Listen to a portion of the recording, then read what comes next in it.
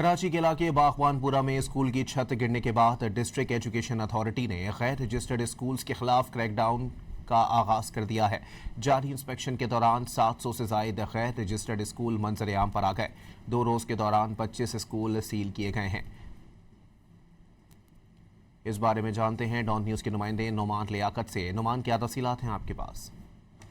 देखिए जी, ये जो बागवानपुरा और कान्हा के अंदर छत गिरने का मामला हुआ था, उसके बाद कई जानें भी गई हैं और उसके बाद से देखा ये गया है कि जो डिस्ट्रिक्ट एजुकेशन अथॉरिटी है ये मुतफादिक हो चुकी है और गैर रजिस्टर्ड स्कूलों के खिलाफ क्रैकडाउन का आगाज कर दिया गया है। और इस वक्त तक जो लिस्ट मंजर आम पर आई है उसके मुताबिक 700 से ज्यादा जो स्कूल हैं वो इंस्पेक्शन के दौरान गैर रजिस्टर्ड पाए गए हैं, जबकि 25 स्कूल गैर रजिस्टर्ड होने की बिना पर सील भी किए गए हैं। जो डिस्ट्रिक्ट एजुकेशन अथॉरिटी है इसके मुताबिक जो स्कूलों के सरबराहान हैं इनको नोटिस जारी किए गए हैं।